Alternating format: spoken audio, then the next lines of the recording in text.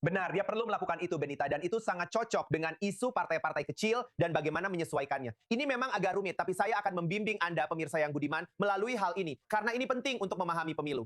Di bawah Undang-Undang Pemilu Israel, partai Anda harus mendapatkan 3,25% suara untuk masuk ke Knesset. Artinya, jika sebuah partai ikut pemilu, Benita, dan mendapatkan 3,24999999% suara, semua suara itu dianggap hangus. Partai tersebut tidak mendapatkan kursi di Knesset, dan suara-suara itu pada dasarnya terbuang sia-sia.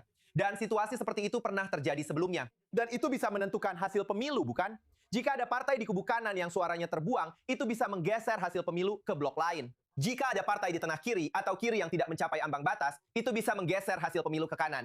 Jadi itulah mengapa sangat penting dari sudut pandang Benjamin Netanyahu agar hal itu tidak terjadi di blok sayap kanannya. Dan ada beberapa partai kecil yang berada di zona bahaya itu. Dan seperti yang baru saja kamu sebutkan, Benita, faktanya waktu terus berjalan. Batas waktunya adalah 8 September. Itulah saat Anda harus menyerahkan daftar Anda ke Komisi Pemilihan Israel. Setelah itu, selesai. Jadi, jika sebuah partai akan menyelesaikan masalah ini, Baik dengan mundur dari pemilihan dan memberitahu para pemilihnya untuk memilih partai lain, atau dengan bergabung ke partai lain, sehingga tidak mengalami masalah jatuh di bawah ambang batas itu, karena sudah menjadi bagian dari kelompok yang lebih besar.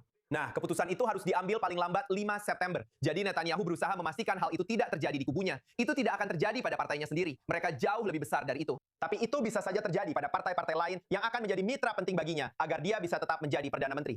Netanyahu baru saja dalam 1 jam terakhir, Benita, sejak kamu siaran, telah merilis sebuah video yang mengatakan kepada Bezalel Smotrich dan partai Zionisme religiusnya, serta Itamar Ben-Gvir dan partai kekuatan Yahudinya, bahwa mereka perlu bergabung dalam pemilu karena Smotrich berada di zona bahaya. Dan Netanyahu tidak ingin para pemilih dari partai Smotrich suaranya terbuang sia-sia, karena itu bisa membalikan hasil pemilu ke arah yang lain. Sekarang, ini juga berkaitan dengan pertanyaan lain yang tadi Anda ajukan tentang kursi cadangan di Likud.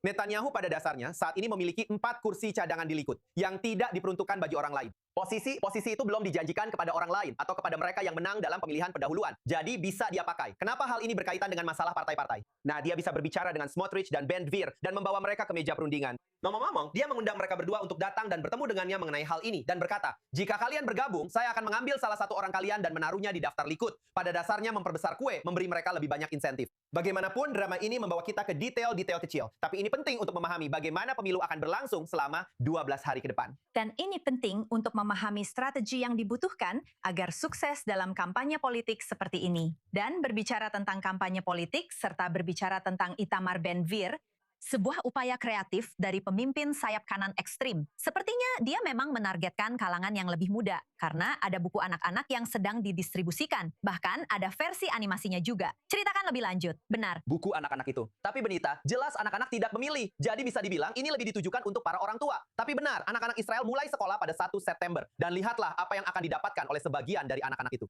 Sebuah buku anak-anak dari Paman Itamar. Dan tulisan Ibrani di sana mengatakan, menteri yang tidak pernah berhenti. Dan kamu bisa melihat dia di tengah, tentu saja, dengan latar belakang Bukit Bait Suci, Itamar Ben-Gvir, yang terkenal karena kunjungannya ke Bukit Bait Suci, akan dibagikan di luar sekolah, bukan di dalam lingkungan sekolah. Jadi tidak melanggar hukum, tapi tetap dibagikan kepada anak-anak, dan tentunya orang tua mereka saat mereka berangkat pada hari pertama masuk sekolah, 1 September. Benita, bisa diasumsikan bahwa isi buku ini tidak akan disukai semua orang.